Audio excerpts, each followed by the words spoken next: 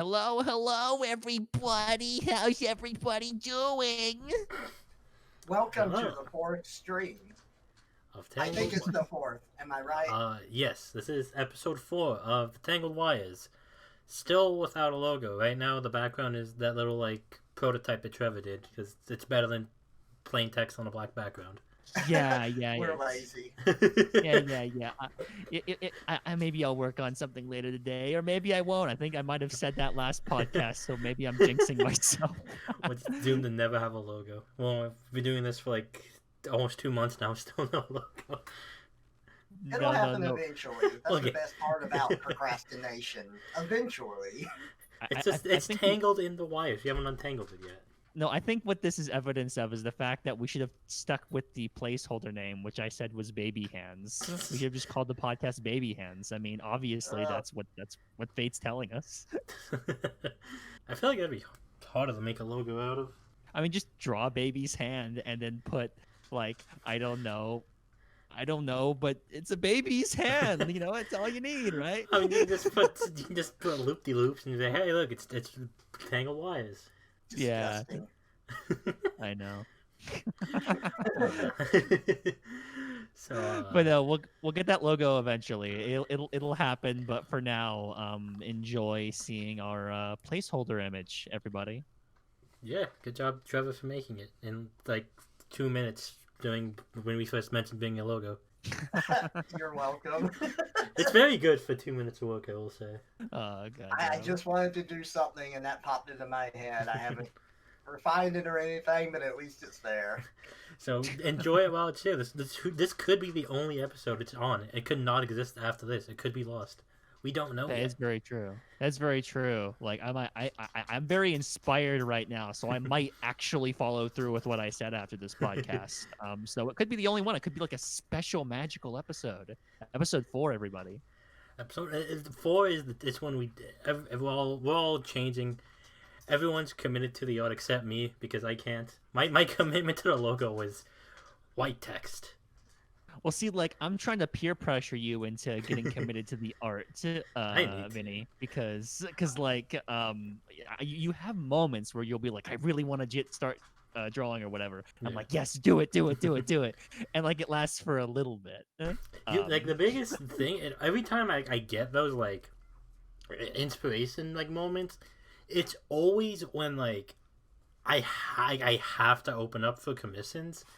And though it takes a month to get through the queue, and by the time it's all done, I'm like, well, now I can do it. My commission's finally done. My queue's finally done, and then the cycle just kind of continues itself.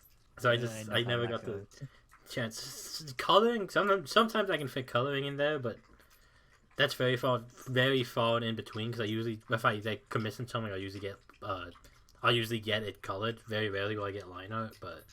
When I do enjoy the coloring. That's one thing I'm moderately decent at, art-wise. This is why it's so important, people, to be able to practice things that you're interested in or passionate about when you're younger, because you have more time to do it. Yeah. You can still do this stuff as an adult, but managing your time is a lot harder then. Yeah. Precisely. I mean, heck, for me, I always think, dude, I really wish I'd started taking art seriously back when I was in middle school or whatever. Because even high school, I didn't really start taking art seriously as far as studying anatomy and stuff until I was literally it was a year or two ago. I drew before that, but I didn't take really studying it seriously before that. And I'm always like, man, I wish I could go back to fucking early high school and learn all the crazy shit, and I'd be a god tier artist by now. But you got to work with what you got, right? You can what if yourself all fucking day. Yeah, you gotta make that jump into the commitment to really get the ball going. Exactly, Johnny. Do that with art. I'm peer pressuring you. I know. I have the art. I have the YouTube channel that's starting to kind of get a little bit of momentum. So it's I got that going on too. I'm editing this podcast. I'm doing everything, a bunch of creative ventures, except the one that I've wanted to do for years. Yeah, time gets away from you. Priorities are weird. This is because after we finish recording this, I have to go try and fix issues with the last episode, which you've already heard that by the time this episode comes out. So if you hear static in the background of that episode, I failed. But if you don't, I'm a genius and I solved the issue. I forgot why I was going with that. I was going somewhere. I lost myself trying to explain a bad joke. Well, hey, I can at least tell you that if it sounds good, then we'll be very proud of you. We'll be very, very proud of you, my son. Yeah, I'm very much hoping we solved the issue. I think I did. This could be the first. Every single episode we've had has had some kind of technical difficulty. I'm hoping this is the first one. Episode 4, fourth time's the charm, baby. Let's go. At least the tech difficulties have been like more and more minor as we've went along. Yeah. Everyone's wondering, like, what happened to those funky beats segues? Little do they know that was an editing trick when I have to cut out stuff because I am stupid. And forgot my computer audio picks up even. I guess I'll explain this real quick. Because in the first episode, you might have noticed that for people who listened to the first episode, over 100 views, by the way. We hit a milestone. Hooray. Yay. So, because there was like random cuts where it's like a little jazz and it cuts back into like us talking. That exists because when I had to cough, which I have to cough sometimes, I muted my mic. But I forgot that Discord makes a noise when you mute your mic, and I didn't realize that the recording software we're using would pick that up. So that got picked up. Also, it picked up my coughing.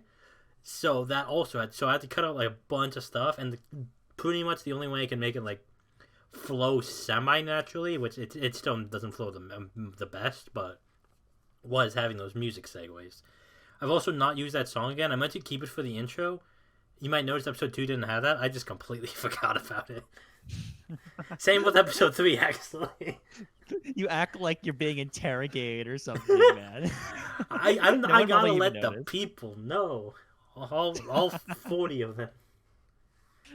God, yeah, but yeah, if he hadn't done that magical editing trick, what would have happened is one of me or Trevor would be making a point about animation or something, and you just hear or whatever the fuck you'd hear in the background. You hear my coughing and my Discord muting, and it's my cough's not always pretty. I won't deny that. Sometimes it looks gross. Yeah, I don't think there are very many people who can cough elegantly. It's true.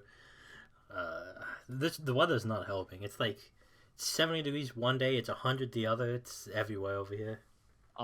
Poor baby. You at least get respite from the heat. You at least get respite. I would argue that's like, worse. Yeah, but I mean, at least you can be like, hey, look, I can go for a walk today or whatever.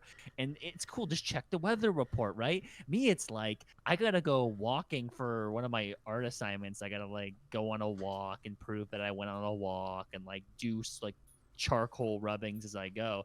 And it's like 90, like high 90s, 100 degrees outside, and like all the curriculum is talking about it's got to be a leisurely walk where you take your time and really absorb your environment and just ask questions and investigate and explore. Yeah, well, I want to literally die. Yeah, that sounds like a great fucking plan. That sounds like the shallow bullshit that art classes try to have you learn, all right? Yeah, I mean, hey, on one hand, I mean, if you wind up getting inspired by that, more power to you. But like, my takeaway has always been, I mean, considering like I've been drawing for a while, it's like I don't really need inspiration so much as I just need to learn the fundamentals. But they still got me in these, again, these art classes are really great. If like this is like your first exposure to drawing and you don't know what to do, this is a great starting point. But it's not always so great whenever you're like in the more of like an intermediate zone, like where I'm at, because like I don't need like that inspiration. I just gotta know how to study anatomy, how to draw complex forms and what. So but hey, maybe I'll pull something fun out of it. Maybe I won't completely die of dehydration as I'm rubbing a piece of charcoal against sidewalk. Let's find out. So Trevor, what has been your experience with art classes? Have you taken any in the past? I have. I didn't have a good one until I got to college. Well, my second college. So my life has been a little weird on the art front because a lot of the stuff is self-taught. I mainly had like books growing up where it's like, this is how you shade. You have to pay attention to this light source. Practice doing these shapes. And stuff like that makes sense. Hmm. But then I've also, the only other type of like teaching tools I had growing up was those really awful art books that just draw the rest of the owl. Uh-huh. So Yeah. for, so for the longest time, I didn't practice structure. I would just draw. Like, here's the eyes, here's the nose, here's the mouth. I didn't do the circle. I didn't plan out the body structure because I didn't understand it and it seemed like a waste of time to me. And I couldn't have been farther from the truth on that. But I didn't understand how to approach it because I've always had like really bad teaching resources with art. So I just did what I could.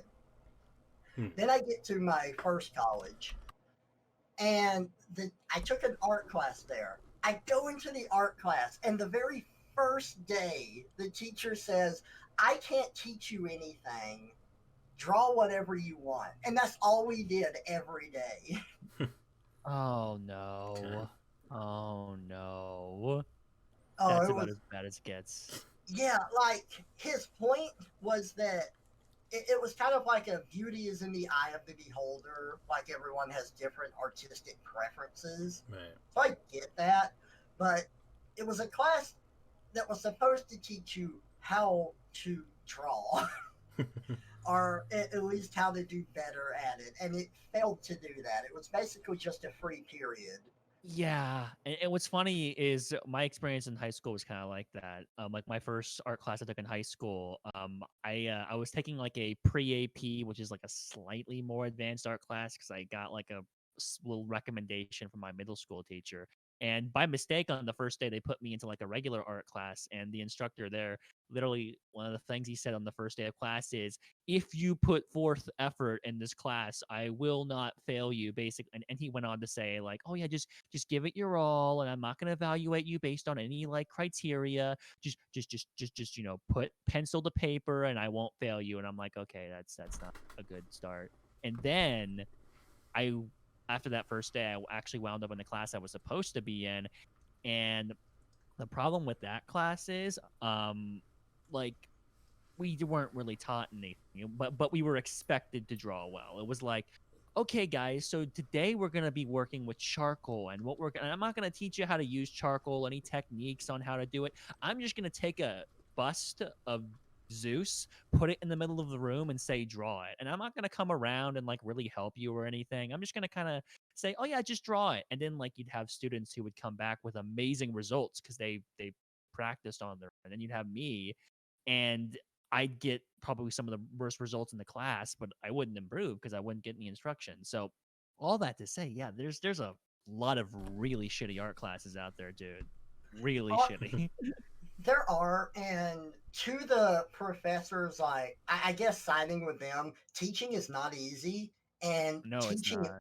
teaching art even more so. If you don't understand how to teach it, you're not going to do a good job at it. Right. And Yeah. I learned this when I got to my second college because the animation program there, that's what I signed up for, and it was really good.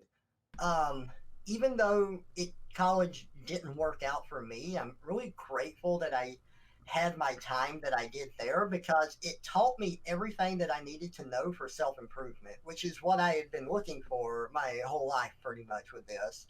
Yeah. Rather than Mhm. just like repeatedly drawing something and maybe eventually moving forward on it, I actually learned about structure and such. Like my animation class, one of the big things that professor taught was he said, I don't care if you thought you were good in high school. I don't want to see anime drawings here. I don't want, you to think that you're the best of the best. We're here to learn how to progress.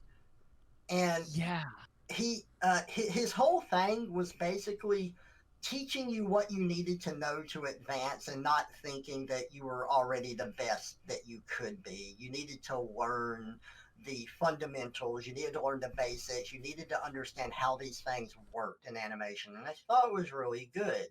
And what was frustrating for me is so many art teachers will go in saying, okay, so we're not going to be drawing cartoons in this class. We're not going to be drawing anime. And that's what my high school teacher did, the second one. But then she proceeded to not teach us how to not draw cartoons and how to not draw anime. She would just like, oh, there's not going to be any of that in this class. It's like, okay, you got to actually teach us how to not do that. Um, and but that's why I don't like, you see this all the time, like in stores across the country. It's like how to draw superheroes or how to draw cartoon characters, and they'll have all these flashy characters on the front of it or something. And the idea is like you pick this up for like your 7-year-old, and then they learn to draw like in this one specific art style, but they're not really learning to draw fucking anything. Like they're just learning to memorize the specific manner of drawing, and then they just projectile vomit it onto a page. And I think so many people make the mistake of like, oh, I'm just gonna get a how to draw cartoon characters blank book, and that's gonna be good enough for me. And combine that with the fact that so many art teachers don't really put as much into it as they should. Yeah, it sucks. But all that to say, Yeah. I'm glad you eventually got someone who knew what the fuck they were talking about, Trevor. Because Oh yeah. goddamn, It's really good. And for anyone out there listening, I'll go ahead and tell you. The things you need to improve your drawing is first, you need to understand how to break something down into very simple shapes, like circles, squares, rectangles. This is really good for construction. Two, you need to practice figure drawing. There's plenty of sites that are out there to help with that, and they even have clothed models, so if nudity is a problem for you, you don't have to worry about that. Figure yeah, drawing will help you understand the anatomy of people. It helps you put stuff together. Gesture drawing is the next one. Gestures are basically capturing the energy or the flow of like someone that is bent over or pointing. All you have to do is capture the motion of their body. It's very quick. You should be able to do it in 30 seconds to 2 minutes. That is exactly. to help you speed up your process. So, structure, figure drawing, and gesture drawing, constantly practicing those will improve your art more than anything else. And when you understand how the body is structured, that's where cartoons come in because you take that and you exaggerate it or you simplify it. That's why all of those Hmm. things are so important. And that's how you'll Exactly. improve your art the most. And I made the mistake of starting with cartoons because, like, I've technically been posting my art online since I think I was like 15 or something. I started back in 2012, but my old page is still in existence. Actually, now on one hand, that's what got me into drawing, and that's what got the ball rolling for me. But on the other hand, like, I feel like I haven't really progressed as an artist, or I didn't progress until I started learning the exact kind of stuff that Trevor just Hmm. because yeah, gesture drawing and like actually breaking stuff down to shapes, like all that stuff, dude, no one ever really taught that to me. Unfortunately, I had to kind of figure that out on my fucking own because every art class I had didn't they didn't bother telling me about that stuff. um the only one that I had that did a decent job was I had a life drawing course. I think it was like last year that I took, and in that one they actually had like a model come into class and you were literally just drawing anatomy itself, and that was cool. I learned something, but it didn't teach you how to really break it down. It was just, oh, okay, just draw her chest or draw her leg or whatever, and like that's good, but you gotta, if you don't know how to break it down into basic shapes, it's going to overwhelm you. And that's why I'm really glad that I eventually realized that, and Trevor eventually realized that, because that's just such a basic thing, but so many people just don't tell you about it. They don't tell you about it at all. They're just like, okay, just scribble on a piece of paper and I'll give you an A, or they just don't teach very well. Art's a tough topic to teach, man, and I think that's a lot of the reason why you see a lot of people struggling with it. Yeah, it's very true.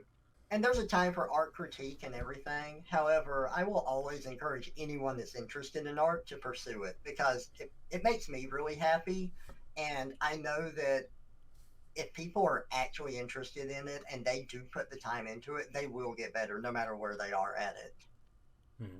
Yeah, it does take like challenging yourself also as well. Because like for me, I drew for several years online, but since I didn't really challenge myself, I was just like, oh, okay, I'm just gonna draw this wacky character and this wacky character. The way it works is if you just keep drawing over and over again, you don't challenge yourself, you're going to get better, but you're going to get better at an incredibly slow pace. You have to be comfortable with saying, no, I can do better than this. And you look up tutorials, you go a different direction. And it takes, that's why I still think on one hand in the beginning like encouraging someone's really really important, but you also have to still correct them and push them in the right direction because you need to get someone passionate about not only drawing but wanting to improve their drawing and knowing how to improve their drawing. That's part of the reason why I want to go into art teaching myself, and I literally am going into art teaching. That's why I'm in university right now. That's what I'm pursuing. There are so many people who just don't know how to fucking teach it properly. And I'm like, I actually want to help people and actually really point them in the right direction because so many people don't fucking get it. That'd be really awesome. Yeah, thank you. But yeah, Johnny, until you actually pursue that yourself, I'm gonna keep peer pressuring you. Just remember that. Good to know. But yeah, have you taken any writing classes, John? That's what I'm curious about. I am actually in the midst of writing because this is my first, like, I guess technically, like, real first year of college because I went for, like, half semester before dropping out, like, in 2015, and I came back in last year. I am taking 2 writing classes. I'm getting a degree in journalism, not because I want to be a journalist, because I want to be a copywriter, and you either need a marketing degree or a journalism degree, and journalism is just an easier degree to get. Yeah. It's substantially easier. I didn't even know that. My journalism was actually more difficult because it requires like on the field reporting and all that stuff. But really, yeah, because you need to know math with marketing, and I'm like, I just want to write for people. I don't want to do math for people. Yeah, that's one thing for me. I took pre-calculus in high school. That's as far as I got.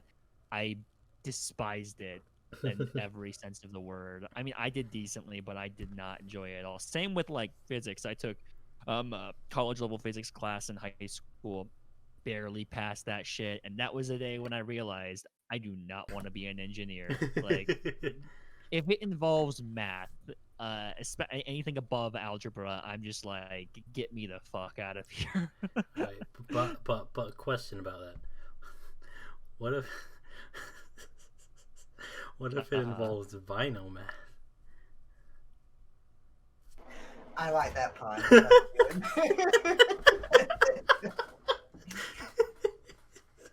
You silly. It's like a dead silence.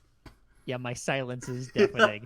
That's the end of the podcast, guys. End of the episode. Hope you enjoyed. Bye. That's a great note to end on, guys. I don't know. I saw the opportunity. I had to take it. I don't blame you. But I really, really, really blame you. Oh my god. Contrary to popular belief, I hate math despite it being 50% of my name. I also hate wine despite it being 50% of my name. You're a fraud and a sham. It's true. My name Vinomath came from making a throwaway account where I just took the Pokemon Venomoth and changed 2 vowels. That's where the name comes from. Mm-hmm. And I always forget that. It's very obscure trivia about my name. It was for a writing.com account, which, holy fuck, that site's so dog shit. It's so atrociously bad. As we said earlier, you gotta start somewhere, right? Not on writing.com, you don't. Because, like, writing.com... I guess I'll explain why it's bad instead of just sitting on it. So, pretty much, to, like, read anything on there, you need an account. Okay, not the annoying, but not the worst. They have like interactive stories where it's like a choose your own adventure kind of deal. You can look at like the first like 3, and then it's like you can like 3 branches, and then it's like, oh, we're experiencing quote unquote too much traffic unquote, so we're limiting who can see this, unless you're a paid member, in which case you're not limited at all. And pretty much the only way you can read anything on writing.com is paying the paywall. Pretty much like everything on that site is a fucking paywall. It's so awful, atrociously bad. Jesus, I've never seen that done before. So literally you could post a story, for instance, on there, like your own story, and people on the site won't be able to read a story that you wrote because of an arbitrary paywall put in place by the company. Yeah, pretty much. That's ridiculous. Yeah, it is. My God. There's so much potential in that site that's just shattered completely by this paywall. Like, the interactives on it are cool. There's even cool transformation stuff on there, but good luck reading it. God damn. Pretty much That's the only way ridiculous, you man. could like do it. You can like sometimes get lucky if you keep refreshing the page. It'll be like it'll finally let you in, and that's if you get lucky. But like, it's so just such an abysmal experience, and like it just ruins an otherwise decent site. How long did you write on there, I wonder?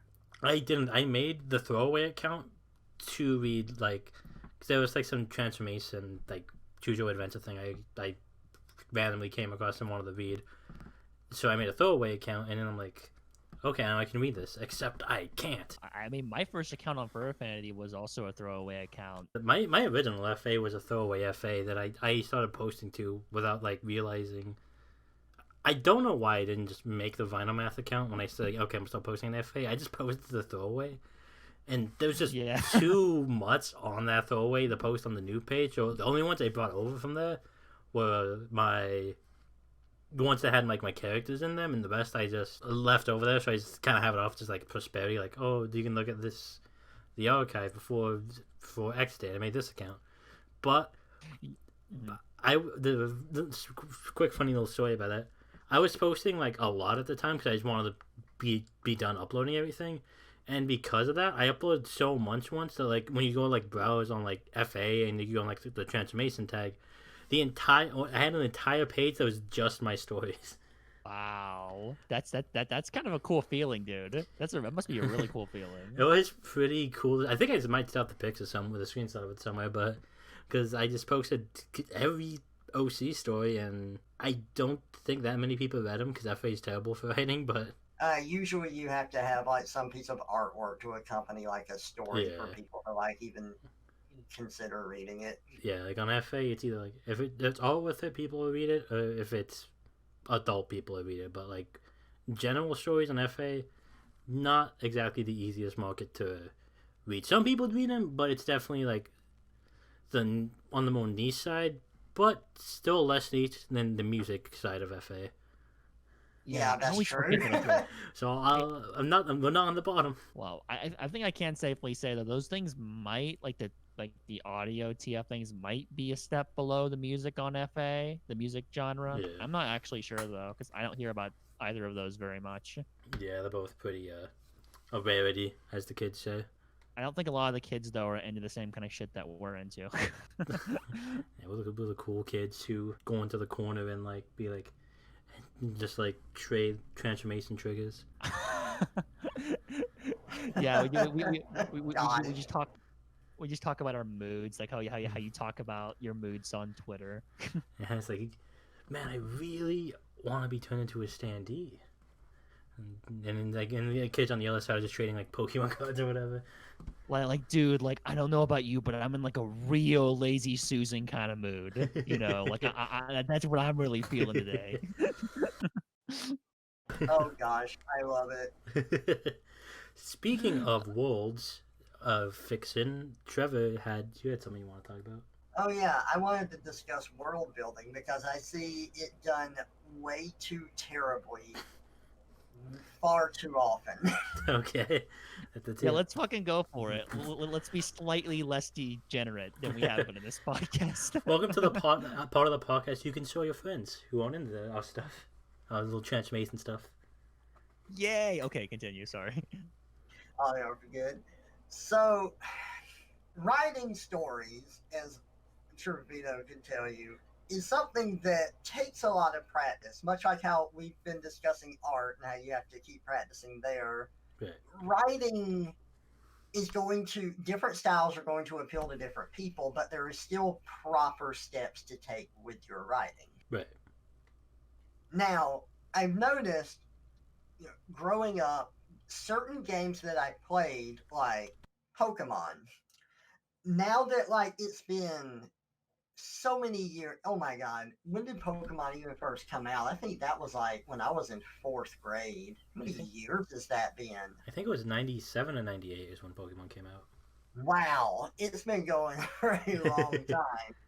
But those games were not very in depth. They Right. had like basic features. You had like NPCs that told you about the area that you were in, but that's it. Yeah. It's not until like years later, people looking back, they're like, oh my gosh, this lore is so deep. They were researching Mew at this spot and they created Mewtwo, and then like that gave rise to the Ditto Pokemon, and look at all of this other lore stuff that we have for Pokemon now. Hmm. And I think that some people take the wrong impression from world building, because world building is very, very important. Right. You need to, part of video games or creating any type of world is you want it to be believable and you want people to be able to escape there. You want it to feel like its own thing. However, they go about this in the wrong method, particularly with video games, because they dump so much information on you. Hmm. There is way too much text and way too much dialogue in certain games I've played, and it's overwhelming. They do it way too soon. It's too much information. They don't summarize it properly. And it's terrible world building because then I just start skipping the dialogue. Hmm. Now, a lot of this is really hard to dissect because people are going to have different levels of patience with different amounts of like reading material. Right. However, I always think that like less is more, or at least I know there's exceptions to the rule, but the general principle that I operate by is less is more. You try to like convey things, especially through a visual medium, through the visuals or through the gameplay, and text can make up the difference there. Hmm. Dialogue and visuals support each other very, very well. However, people often lean way too heavily into the dialogue part of it, and it becomes too wordy, too preachy, too whatever, and it becomes a chore to read.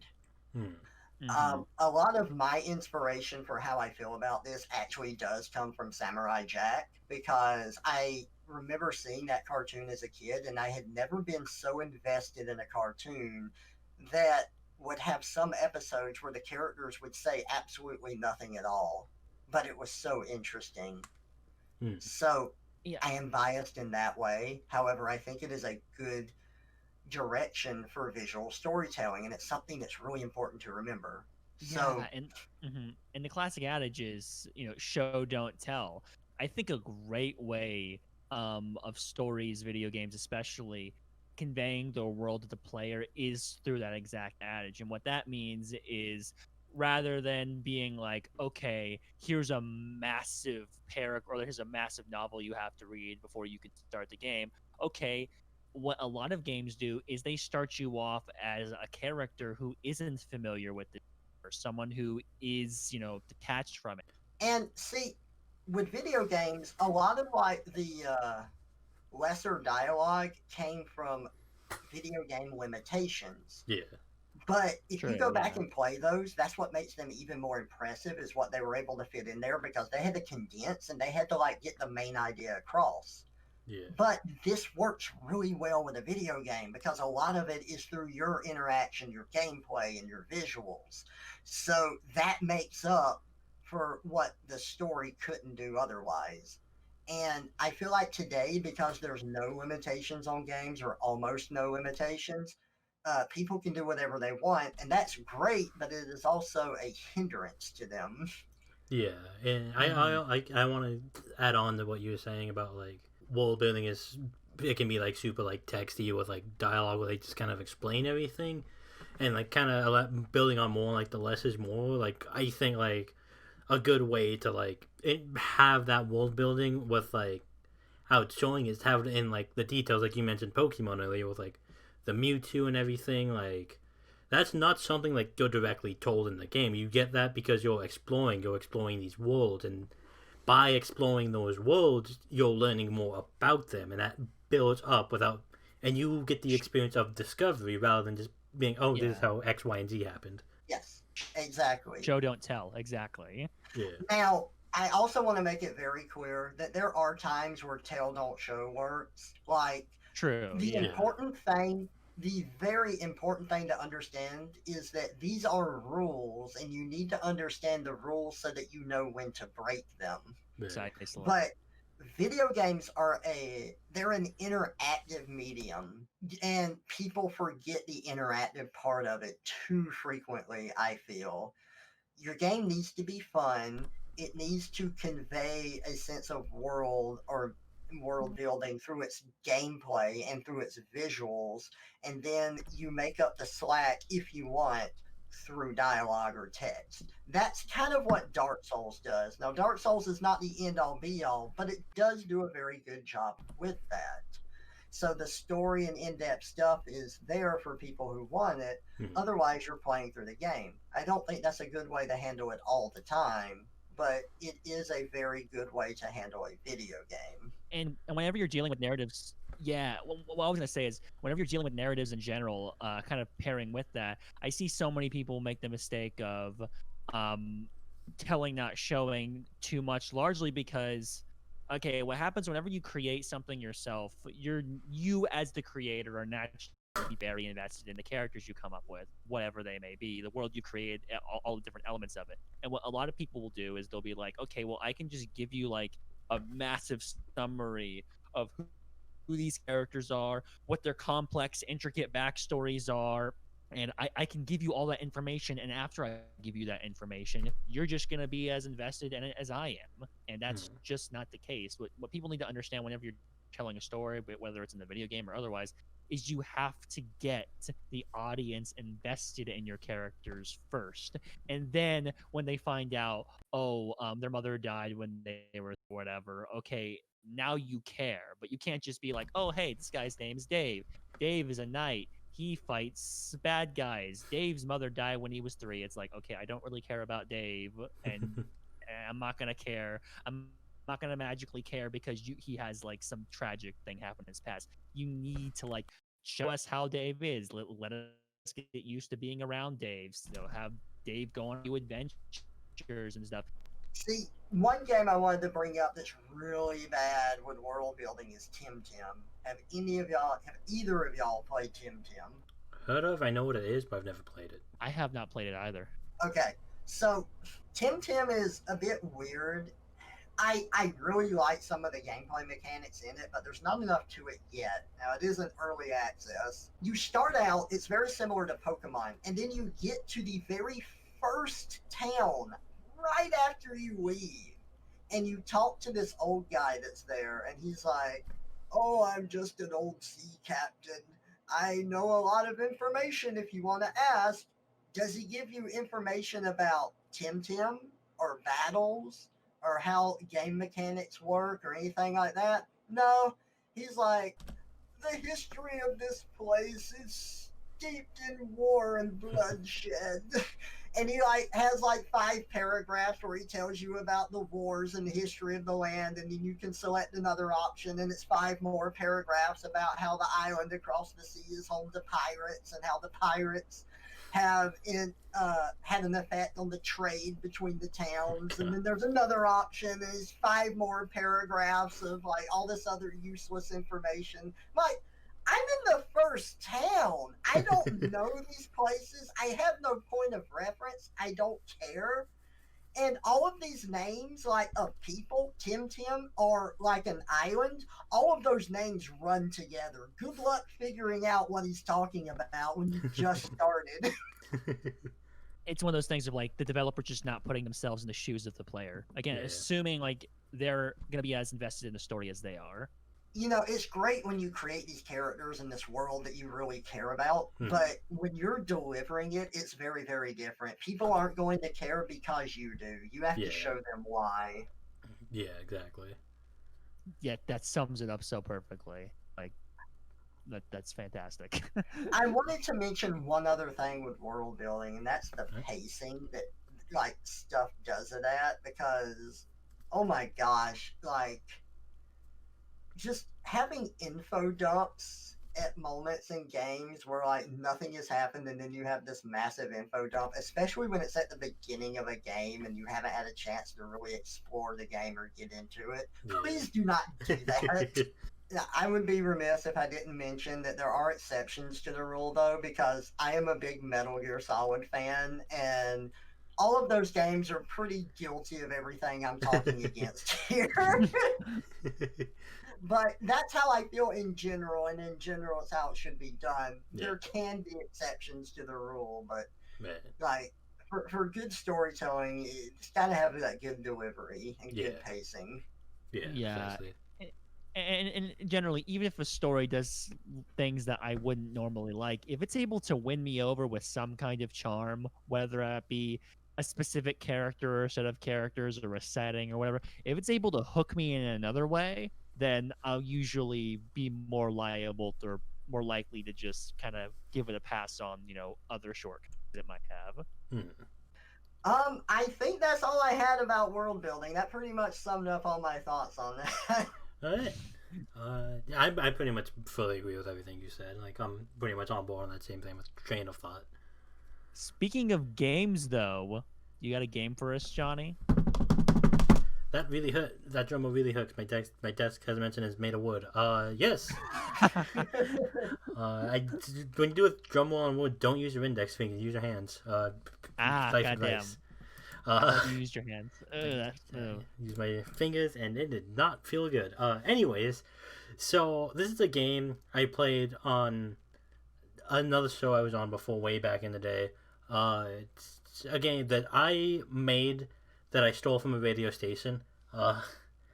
So we all know about news, and sometimes opinions get mixed in with the news stuff that isn't might not be true, and I care about my friends, so I want to make sure that they're knowledgeable enough to tell a fake news story from a real news story. So there's a little game that I made up. So there's going to be 5 different news headlines. One of these are fake, and I want you guys to try and guess which one's the fake one. Okay. Oh boy, that sounds Let's see if hard. let's see if we're intelligent, everybody. Alright, so you might notice a kind of theme with these news headlines once I start reading them. So I got my list pulled up. So I am going to go ahead. So this is story number 1. Tow truck called to impound street races. Tow truck is then impounded after the driver fails a breathalyzer. Headline number 2. College professor fired after discovery of using TV tropes to make lesson plans. This is headline number 3. Man says he crashed his car into a house because a chicken crossed the road. Number 4. Bored ravens straying from Tower of London as tourist numbers fall. This is the last news headline. India returns alleged bird spy to Pakistan. Okay, so in my mind, 4 and 5 are the most zany, but I think the whole joke here is one of the ones that's less crazy is gonna be the one that's fake. So, the one about the teacher using TV tropes, I'm gonna say that's the one that's fake, or that's the one that's fake. So, That was my guess as well. so you're both going with TV tropes as the fake one. Yes. Sir. Alright, well, you are both correct. That is actually the fake one. Woo! Yeah. You bested me. So Yeah, yeah, it's what I thought. I said the craziest ones are gonna be the ones that they're gonna want you to think. Like it's like the red herrings, as it were, or in this case, what was the birds they were talking about in London, like fucking like crows or whatever. They were bored ravens who Or are bored ravens. because there's no tourists there, so they just don't show up to the Tower of London. They just don't want to be there. Probably because they get fed or something. Like they're used to like picking up scraps or something. That would be my guess. That's pretty much why it's got nothing to do. And then bird spy India saw like a ring on this guy's pigeon, and so they kidnapped it thinking that it was a spy, and then they finally returned it. Wow. Because we all use pigeons as spies, but of course. Of course, yes, indeed. And chicken crossed the road. His excuse for drifting off the road and into a house. There was a chicken crossing, and he wanted to avoid hitting it. I believe that turned out to be fake, and they didn't actually do a chicken. No, there were a few injuries. No one died. Everyone's fine now. And then Yeah, because like in my mind, like the odds of it actually being a chicken would be so hilariously coincidental. I can see that happening with like a dog or like a squirrel even, but a chicken, it's like whoa. But it happened or didn't happen apparently. damn, there might be more chickens in Waterloo, Vuvulam. I have no idea what that is. Oh, it's in What? South Africa. It's a city in South Oh, okay. Africa. Huh. And Good the to last know. one, they call the tow truck to come impound street races, but when the driver got there, he failed the breathalyzer, and so they towed the tow truck instead and impounded that instead. Yeah, I thought it was either that one that was fake because again, it kind of makes sense. It would be a good way of fooling people, or it would be we're a bunch of smart cookies over here. You guys are both successful. This one, I did craft this one to be a little easier, so the game made sense if we were to ever play this game again. You're taking it easy on us. Sure. What a That's This- funny because like we did something similar to this in a college class I had. It was like about ethics. I think that was the ethics class. I don't remember. Same teacher though, where we had to like come up with 2 truths and a lie. Hmm. Let's see if I Yeah, can remember hey. what mine was. Yeah, if you can, I'm curious. I'm also curious now. Okay, I remember. All right, Right. I got it. 2 truths and a lie. So which one is the lie out of this? Okay. All right. As a kid, I played softball. I drew comics from the newspaper in 10th grade. I have had a blind, deaf, and mute cat at the same time. Which one is I'm the gonna- lie? I'm gonna go with that you played softball. I think I'm gonna go with the comic. Yeah? Okay. Mal is actually correct. That was my first guess. Damn it. I played baseball, not softball. That's Ah. So Trevor, let me just take a second to point something out. That's exactly what I did. You got a job in 10th grade drawing comics for the school newspaper. Not even kidding. That's literally what happened to me too. Literally 10th grade. Exact same situation. That's awesome. Well, Yeah. we've We've learned a lot about each other today, everybody. we learned a lot about games and a lot about the news. Thank you for watching Tangled Wires. We're about at the end. We've been going for a little over an hour now. 'Twas a fun one as always. We may or may not have a new logo by the time you listen to this. That's up in the air. Or maybe we'll have the one you see right now. I just banged my elbow on my desk. That really hurt. You're a fucking Ow. masochist. God damn. I did not mean to do it that time. I was like waving my hands like people could see him, like talking all grand. And I put my arm down, just people's elbow in my desk. Gosh do darn that. it. We'll see if Vino lasts to the next podcast. That's the real question here. Oh, the desk. It's taking a little bit of a beating this episode. No kidding, and you have too. But And me. at the very least, we're ending it now, so you can stop physically harming yourself. Does that sound like fun? Yeah. See y'all next time. Bye, everybody. Bye bye. Later.